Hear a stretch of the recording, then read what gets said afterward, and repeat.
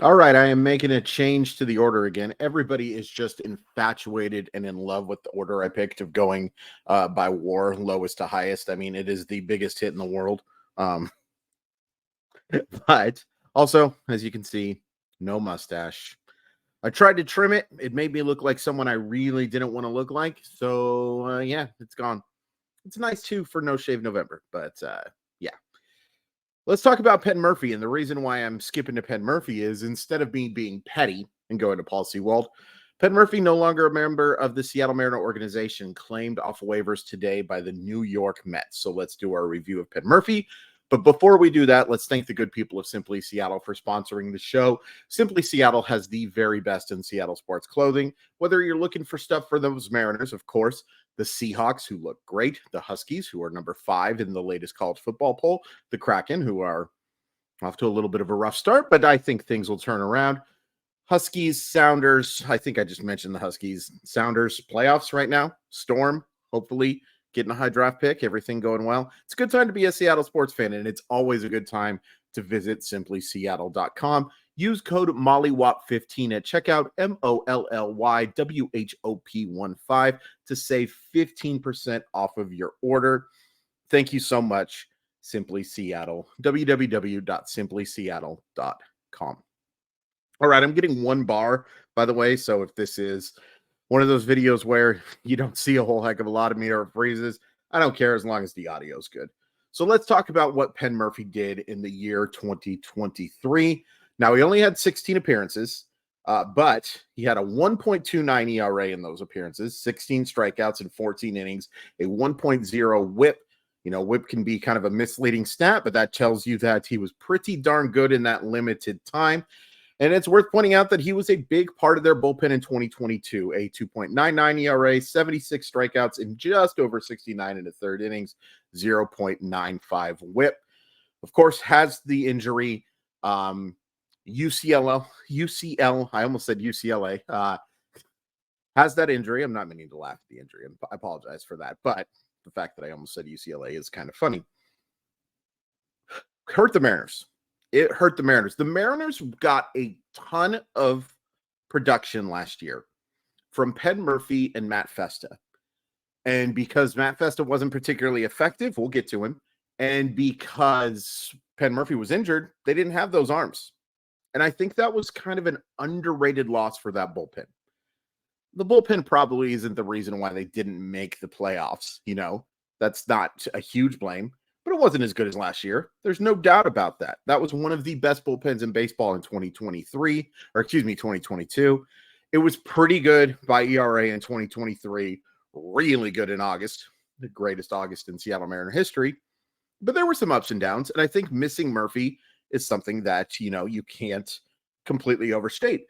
And if you take a look, the Savant page really liked what he did too. He was now he didn't qualify for anything because of how limited, but his expected ERA, expected batting average, average X velocity, chase rate in particular of 38.2%, meaning that they swung at pitches outside of the zone over a third of the time.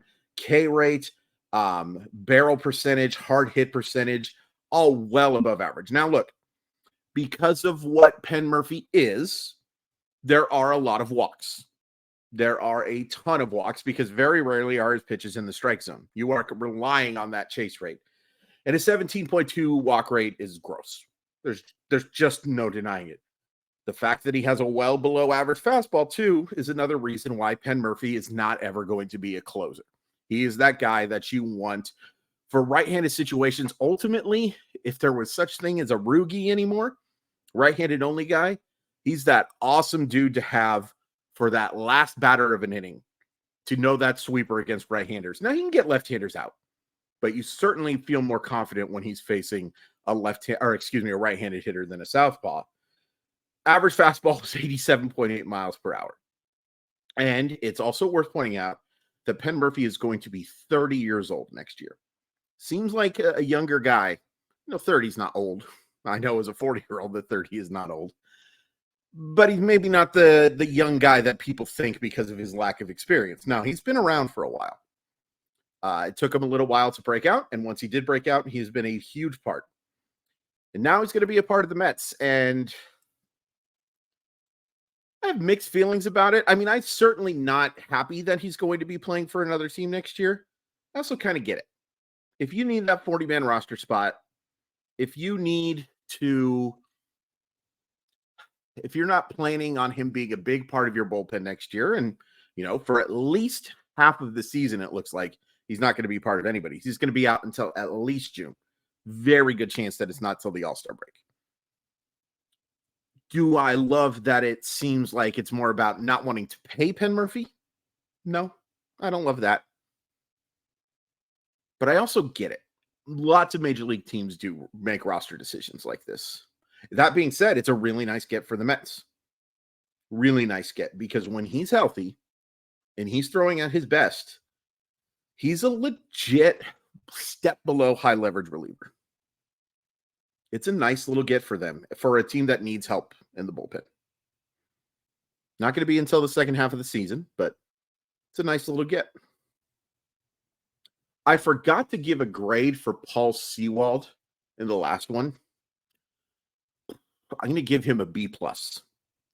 Pretty close to an A-, but a B+. Hope he continues to pitch well. Watching the World Series right now. Texas just took a 1-0 lead. For Murphy, B-. That's what I would probably give him. Maybe a C+, just because the work is so limited. He only gave you 16 appearances. No, they were good appearances. Really good appearances. He gave up, I believe, 2 runs in 14 innings. In fact, I don't believe it. That's exactly what he did. That's good. But that's such a limited sample. C+, B-, something along those lines. I also realize now I didn't give a grade to AJ Pollock, but those the 3 are all Fs. The first 3 that we started with: Colton Wong, F-, Chris Flexen, big stinky F. AJ Pollock, big stinky F. And I will give Murphy a C+. C+, I could give B- if I was feeling generous. Not feeling generous. Thank you guys for your patience. I know the videos have been not as frequent as I'd like. I've mentioned it last time, but I'm going to be putting one up every single weekday from this point on. Every day. There'll be short ones. I can't wait till we get to some of the guys who only appeared in one game. But yeah, and then I'm going to plan on doing some live chat stuff too. Figuring out how to do that. And honestly, figuring out how to monetize that. Because your boy needs money. Your boy needs money. Please hit like and subscribe. Share with your friends. Penn Murfee's gone. Are you disappointed? I'm a little disappointed.